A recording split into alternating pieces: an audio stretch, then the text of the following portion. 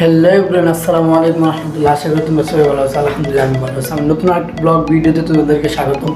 তো আজকে ব্লগটা শুরু করা যাক। এখানকার পরিবেশটা গেলাম অসাধারণ, একটা সুন্দর একটা পরিবেশ। এই কারণে ভাবলাম তোমাদেরকে একটু দেখাই। দেখেন আশেপাশে পরিবেশটা, এই মসজিদটা দেখছেন, এই যে দেখা আশেপাশের পরিবেশটা গেলাম খুব সুন্দর।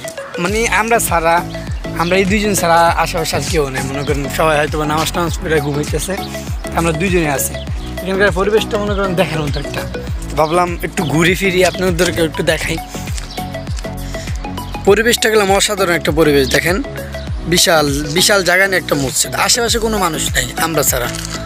তো সকালবেলা পরিবেশটা গেলাম পুরো বাংলাদেশের আবহাওয়ার মতোই ভালো লাগে, শান্ত শীতল। কিন্তু সূর্য উঠলে মনে করেন পরিবেশটা আর পরিবেশ থাকে না, খুবই গরম থাকে, সূর্যের মতো সহ্য করার মতো যায় না। তাই সকালবেলা যে ঘুরতে এলাম কেমন লাগতেছে?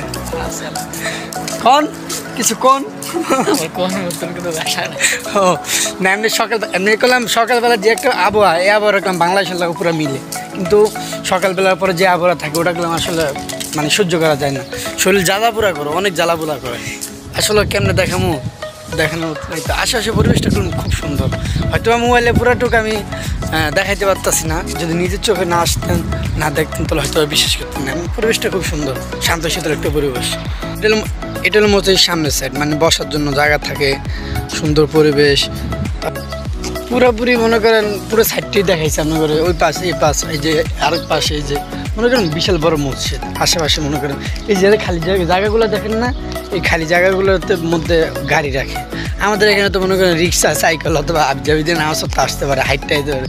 এদিকে মানুষ যেখানে যায় গাড়ি ব্যবহার করে। এদিকে গাড়ি দেখেন গাড়ি পার্কিং করে, আশেপাশে যত গাড়ি আছে। এখানে মনে করেন ওই যে চোর ডাকাতের কোনো ভয় নাই। এটা আমাকে বাংলাদেশ না।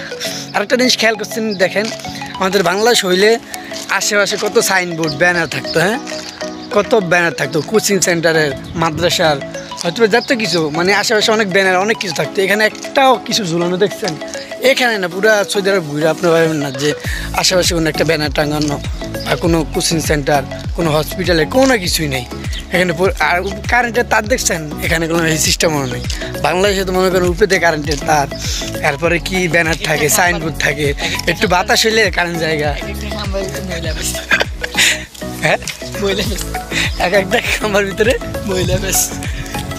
আর একটা কথা না বললেই নয়, মনে করেন এদেশে আবার গাছপালা হইতেছে না, অনেক রৌদ্রের কারণে গাছপালা মারা যায়। এর আগে এই জায়গায় গেলাম গাছপালা অনেক যত্ন নেওয়া হয়, মনে করেন নিয়মিতভাবে পানি দেওয়ার জন্য লোক রাখে। আমাদের দেশে তো আমরা গাছপালার যত্ন নেই না। আসলে গাছপালার যে না থাকলে কী অবস্থা, কী পরিস্থিতি কী হইতে পারে, এটা মনে করেন এদেশে আসলে বুঝতে পারবে।